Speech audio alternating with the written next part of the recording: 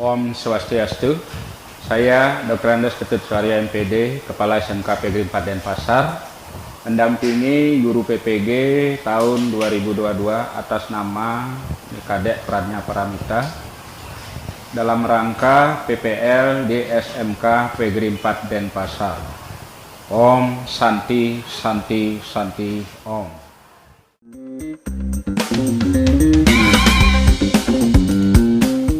Selamat pagi anak-anak. Pagi Bu.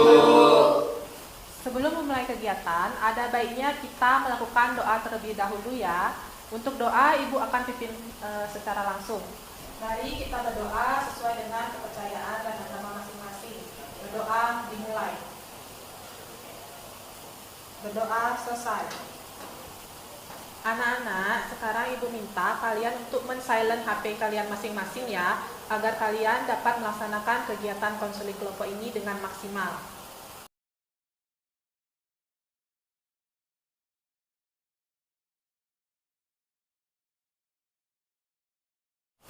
Terima kasih anak-anak karena kalian sudah meluangkan waktunya untuk mengikuti konseling kelompok hari ini, dan kalian juga sudah hadir dengan tepat waktu. Nah, sebelumnya apakah kalian sudah tahu konseling kelompok itu apa?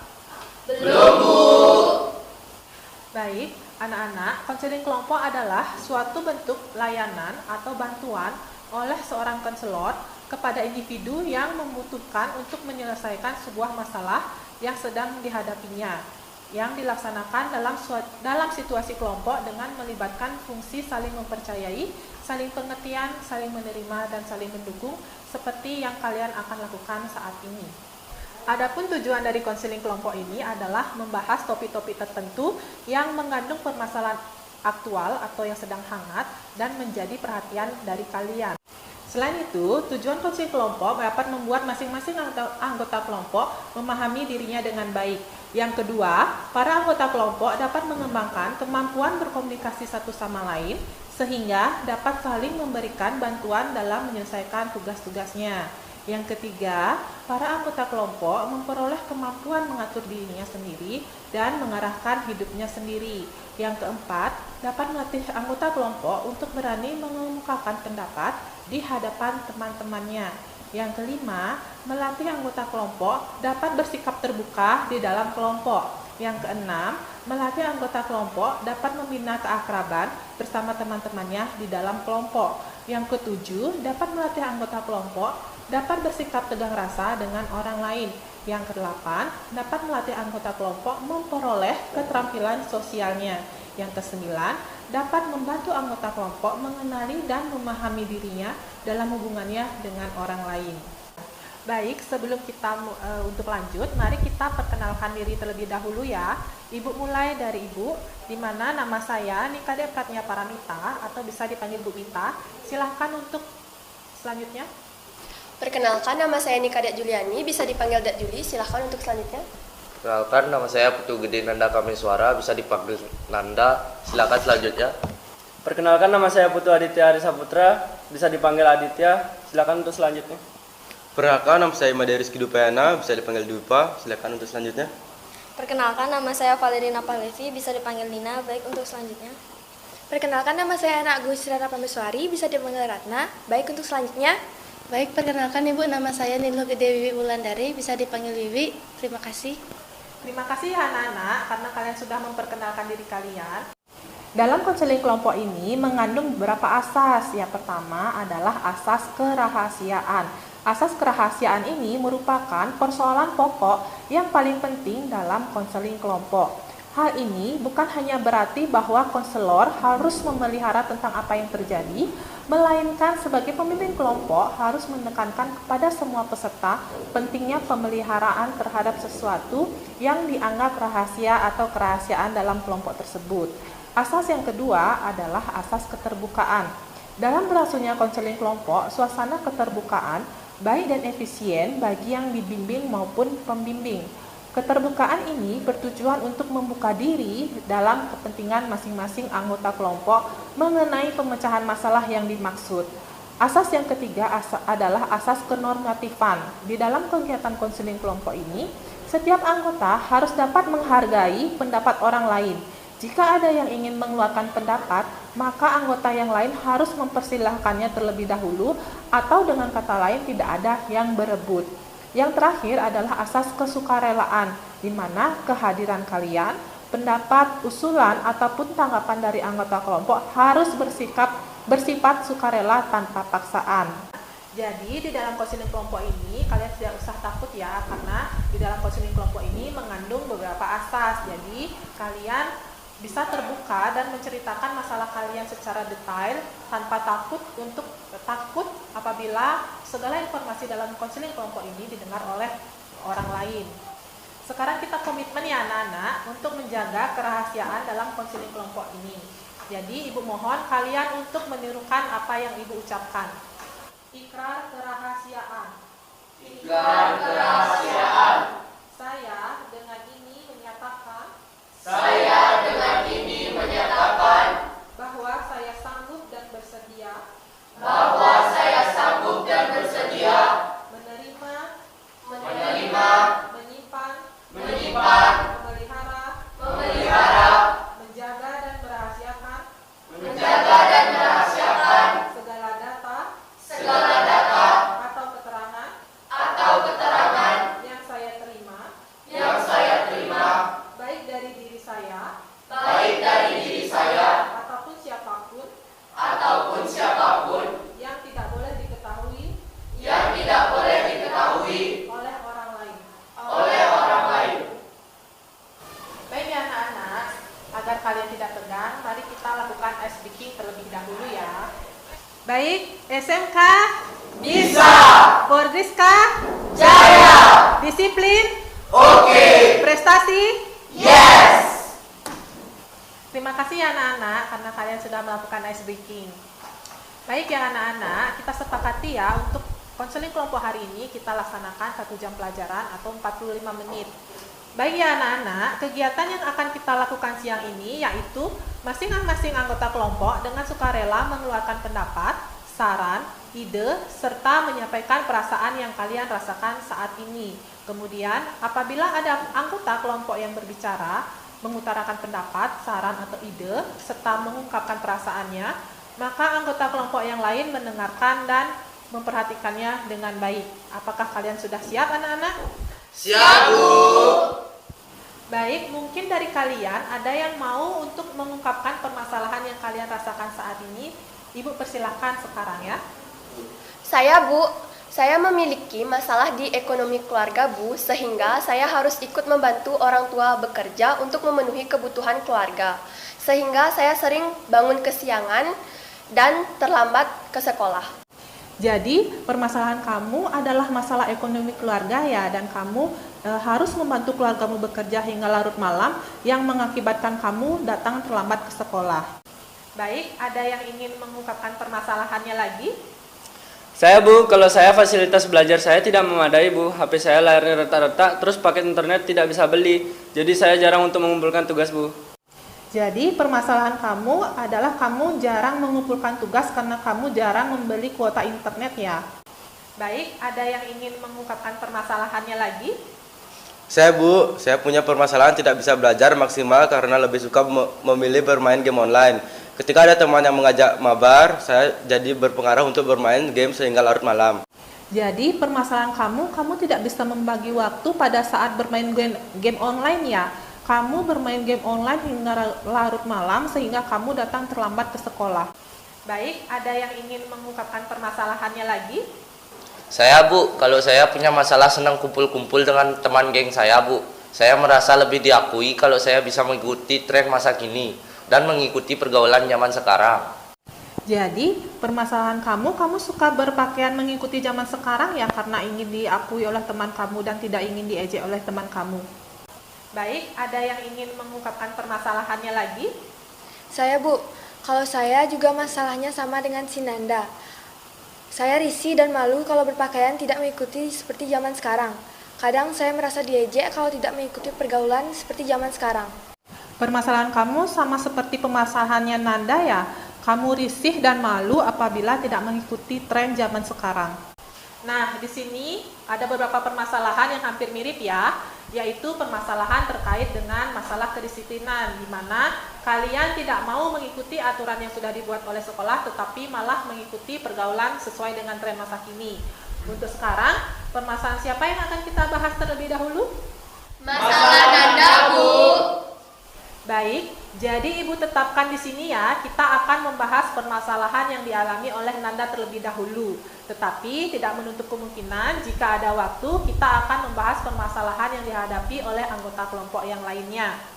Nah, dengan permasalahan yang dialami oleh Nanda, mungkin di antara kalian ada yang mau bertanya dengan Nanda? Saya, Bu. Saya mau bertanya, dari sejak kapan sih Nanda mengalami permasalahan ini? Akhir-akhir bulan ini sih. Baik, ada yang mau bertanya kepada Nanda lagi? Saya, Bu. Apa alasan kamu tidak suka mengikuti aturan sekolah dan lebih suka berpakaian mengikuti zaman sekarang? Karena saya malu kalau diajak oleh teman geng saya, kalau baju saya kegedean, dan saya merasa dikucilkan kalau tidak mengikuti berpakaian seperti zaman sekarang. Baik, ada yang mau bertanya kepada Nanda lagi? Saya, Bu. Menurutmu, apakah kamu sudah berbuat sesuatu yang benar dengan berpakaian seperti itu?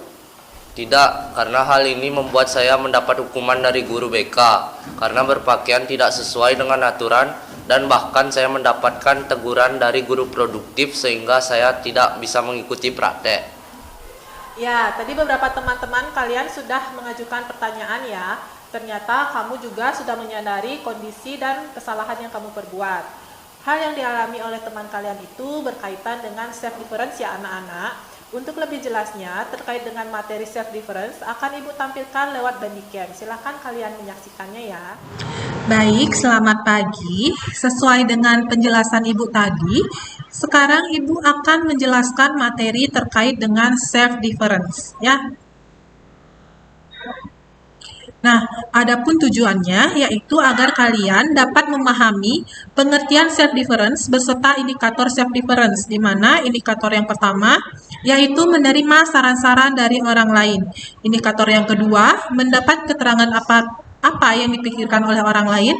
Dan indikator ketiga adalah mengikuti petunjuk-petunjuk dan mengerjakan apa yang diharapkannya.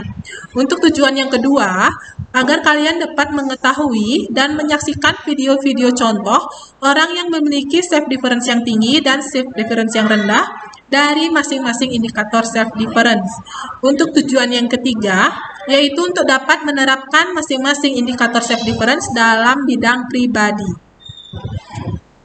Adapun pengertian dari self-difference yaitu yang pertama, self-difference adalah kebutuhan mentaati perintah atau aturan, meliputi menerima saran-saran dari orang lain, mendapat keterangan apa yang dipikirkan oleh orang lain, dan mengikuti petunjuk-petunjuk dan mengerjakan apa yang diharapkannya. Berdasarkan definisi tersebut, maka difference mengandung 3 aspek, yaitu menerima saran-saran dari orang lain, mendapat keterangan apa yang diberikan oleh orang lain, dan mengikuti petunjuk-petunjuk dan mengerjakan apapun yang diharapkannya. Untuk pengertian yang kedua, menurut Kamus Besar Bahasa Indonesia, difference artinya mentaati, di mana mentaati ini artinya mematuhi, menuruti perintah dan aturan, di mana peraturan ini adalah hasil perbuatan dari mengatur. Kemudian, kalian dapat disiplin terhadap tata tertib dan ketaatan kepada peraturan. Jadi, mentaati aturan dan disiplin ini adalah mematuhi perintah atau aturan-aturan yang dibuat dari hasil perbuatan, baik tata tertib maupun keadaan kepada aturan-aturan yang berlaku. Berdasarkan definisi tersebut, maka difference mengandung 1 aspek, yaitu mentaati perintah atau aturan. Sejalan dengan pendapat di atas, menurut Prija Darminto, difference adalah suatu kondisi yang tercipta dan terbentuk melalui proses dari serangkaian perilaku yang menunjukkan nilai ketaatan, kepatuhan, kesetiaan, keteraturan, dan ketertiban.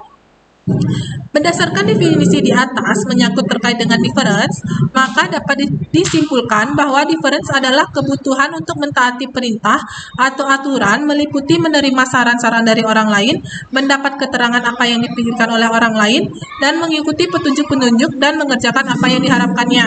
Berdasarkan definisi tersebut, maka difference mengandung 3 aspek, yaitu menerima saran-saran dari orang lain, mendapat keterangan apa yang dipikirkan oleh orang lain, dan mengikuti petunjuk-petunjuk dan mengerjakan apa yang diharapkannya. Nah, berdasarkan indikator tersebut, Ibu harap kalian nanti bisa memilah mana seseorang yang memiliki self difference yang tinggi dan self difference yang rendah. Ya, nanti Ibu akan jelaskan di tujuan yang kedua. Nah, tadi Ibu sudah tayangkan terkait dengan materi self difference. Kalian juga sudah ada yang bertanya kepada Nanda dan pertanyaan kalian juga sudah dijawab oleh Nanda.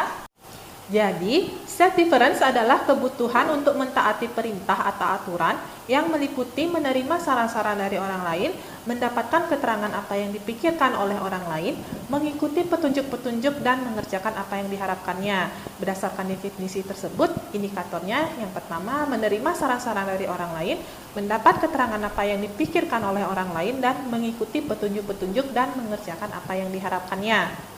Mungkin sekarang apakah ada yang mau memberikan solusi, masukan, atau saran untuk Nanda? Ibu persilakan. Menurut saya, harus bisa memilih mana pergaulan yang baik untuk kita dan yang tidak baik untuk kita tiru. Karena apabila kita meniru pergaulan yang tidak baik, tentunya akan merugikan untuk diri kita sendiri, dan apabila kita memilih pergaulan yang baik, tentunya akan membuat kita menjadi orang yang lebih baik dan terhindar dari permasalahan di sekolah. Baik, ada yang mau menambahkan lagi? Saya Bu, menurut saya Nanda harus bisa membatasi diri dalam mengikuti tren zaman sekarang. Jadi masukan untuk Nanda, mari kita batasi diri untuk mengikuti tren zaman sekarang dan kita utamakan untuk kepentingan belajar. Baik, ada yang mau menambahkan lagi? Saya Bu, menurut saya sebaiknya Nanda itu lebih bijak dalam bergaul, apalagi untuk mengikuti tren zaman sekarang. Nah, contohnya saya yang ekonomi keluarganya kurang, sulit sekali untuk bisa mengikuti tren zaman sekarang. Lebih baiknya kamu gunakan hal-hal tersebut untuk belajar dengan baik. Bagaimana Nanda? Apakah ada sanggahan dari masukan teman-temannya? Saya memang tidak menyukai aturan yang terlalu mengikat. Orang tua saya tahunya saya tetap belajar sekolah dengan baik. Saya memilih untuk mengikuti tren zaman sekarang karena menurut saya itu menarik dan itu membuat saya tidak malu apabila bergaul dengan teman yang lain sehingga saya kurang menaati aturan sekolah. Nah, di sini saya ingin agar saya itu bisa menaati aturan sekolah sehingga saya tidak mendapat hukuman dari sekolah dan saya bisa mendapat nilai yang bagus sehingga kedepannya bisa sukses. Nah, sekian masukan dari teman-teman. Apakah Nanda bisa menerima? Bisa Bu, saya akan mencoba masukan dari teman-teman. Nah, tadi sudah ada teman kalian yang mengajukan masalahnya. Terus juga sudah ada yang bertanya dan sudah mendapatkan jawaban. Untuk selanjutnya, Ibu bisa memberi treatment untuk permasalahan yang dihadapi oleh si Nanda. Jadi, yang pertama, anak-anak, kalian sudah diberikan pakaian yang lengkap oleh sekolah. Sebaiknya kalian gunakan untuk belajar dengan baik. Dan kalian harus bijak dalam bergaul dengan teman-teman kalian. Intinya, anak-anak bisa membatasi diri dan membagi waktu dengan baik. Yang kedua, mungkin di zaman seperti sekarang banyak contoh-contoh yang kalian lihat atau temukan. Seseorang itu terkenal dengan menggunakan pakaian yang lengkap dan rapi, tetapi mereka bisa tetap bergaul dengan teman-temannya dengan baik. Dan mereka tetap mengutamakan belajar sehingga mereka tetap mengikuti aturan yang ada di sekolah dan tetap bisa meraih prestasi di sekolah.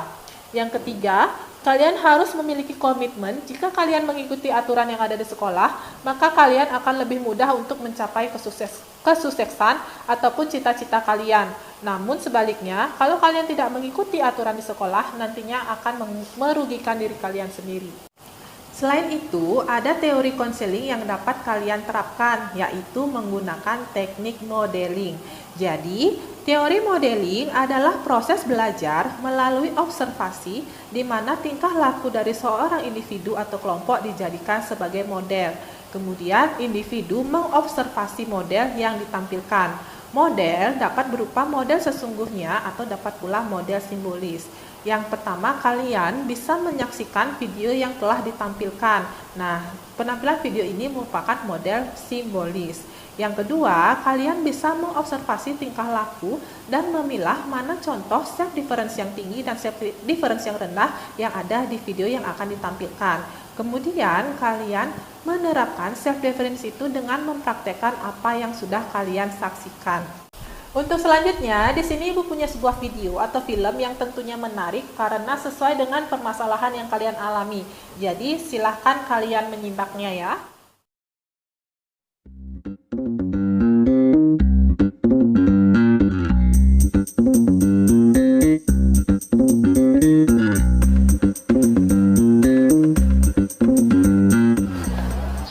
Om Swastiastu, Bapak. Om Swastiastu. Selamat pagi, Bapak. Selamat pagi. Bapak. Terima kasih, bagus ya nak, kalian sudah datang dengan pakaian yang rapi, tolong pertahankan, jadikan ini contoh buat teman dan adik-adik kelasmu.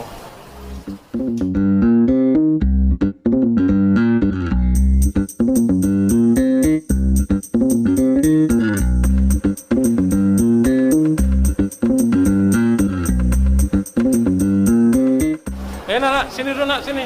Berdua. Kenapa pakaianmu kayak begini?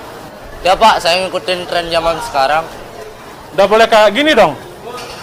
Kita punya aturan pakaian seragamnya hari Senin apa, hari Selasa apa. Nggak boleh ngikuti tren.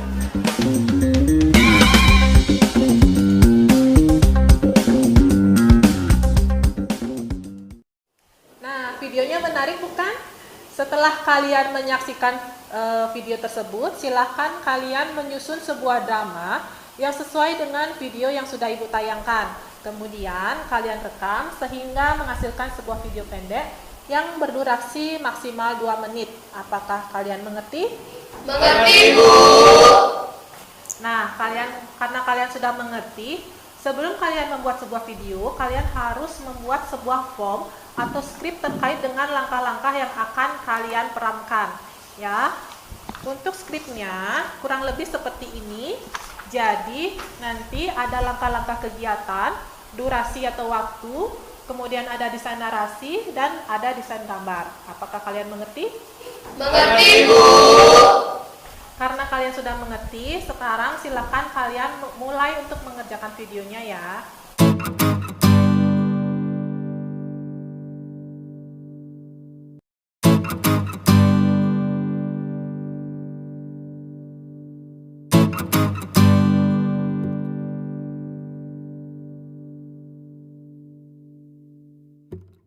Nah, karena waktunya kalian sudah habis, silahkan kalian menampilkan video yang sudah kalian buat ya.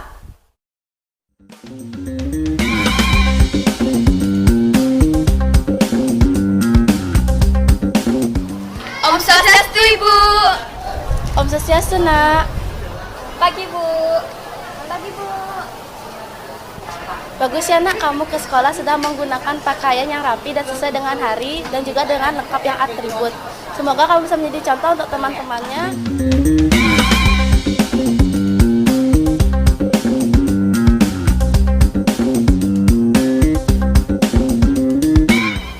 Kalian berdua, sini dulu.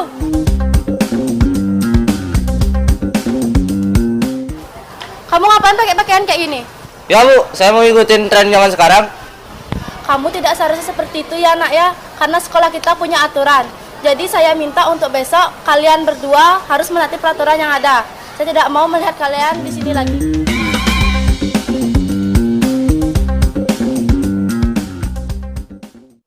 Sudah bagus ya anak-anak untuk video yang kalian buat. Ternyata kalian sangat berbakat ya untuk membuat sebuah video. Ibu mohon kalian kembangkan lagi bakat kalian untuk kedepannya. Nah, dari video yang kalian sudah buat tadi, itu sangat berkaitan ya dengan permasalahan yang dialami oleh Nanda. Nah, setelah kamu mempermainkan peranmu dan kamu membuat sebuah video, bagaimana perasaanmu yang kamu alami sekarang, Nanda? Saya merasa bersalah dan malu Bu, karena sudah melanggar aturan yang sudah dibuat oleh sekolah. Sehingga kedepannya saya akan meniru contoh yang baik untuk diri saya, sehingga saya tidak melanggar aturan sekolah lagi.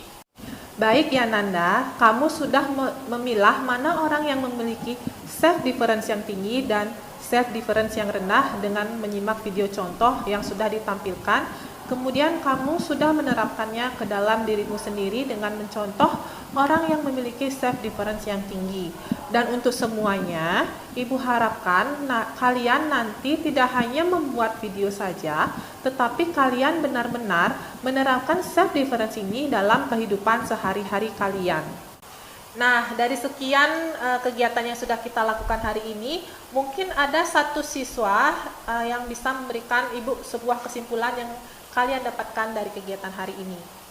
Saya, Bu. Jadi, saya bisa menarik kesimpulan dari kegiatan ini bahwa kita harus bijak dalam memilih pergaulan, kita harus bisa meniru contoh perilaku yang baik sehingga terhindar dari masalah. Terima kasih ya, Nak, karena sudah menyimpulkan kegiatan hari ini. Nah, untuk selanjutnya, siapa yang bisa memberikan Ibu sebuah pemahaman yang kalian dapatkan dari layanan ini? Saya, Bu. Dengan pemahaman yang sudah diberikan pada layanan ini, saya bisa meningkatkan cara untuk menaati aturan di sekolah dengan cara bijaksana dalam memilih pergaulan, dengan meniru contoh perilaku yang baik, dan menerapkan dalam pergaulan di sekolah. Terima kasih ya, Nak, karena kamu sudah memberikan pemahaman dari kegiatan hari ini. Ibu harap untuk selanjutnya kalian bisa untuk lebih mentaati aturan sekolah sehingga kalian bisa sukses untuk kedepannya. Nah, dari sekian kegiatan yang kita lakukan tadi, Ibu harap kalian bisa semua untuk mencari solusi atau memutuskan apa yang ingin kalian lakukan untuk selanjutnya. Ya, terima kasih juga kalian sudah aktif dan terbuka untuk menyampaikan masalah yang kalian hadapi dan ikut berperan dalam kegiatan hari ini. Untuk selanjutnya, Ibu akan membagikan sebuah kuesioner yang kalian akan jawab untuk mengetahui seberapa paham kalian terkait dengan kegiatan hari ini.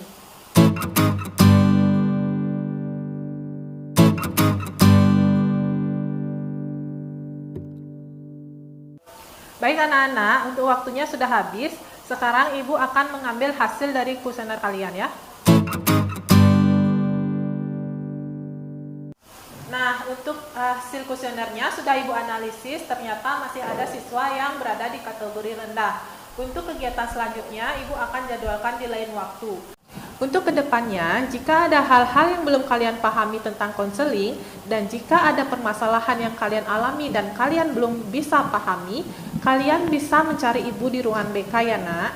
Karena waktunya sudah habis, jadi kita akhiri kegiatan ini. Karena tadi kita mulai dengan doa, maka kegiatan ini kita akhiri dengan doa. Untuk doa, Ibu akan pimpin langsung ya.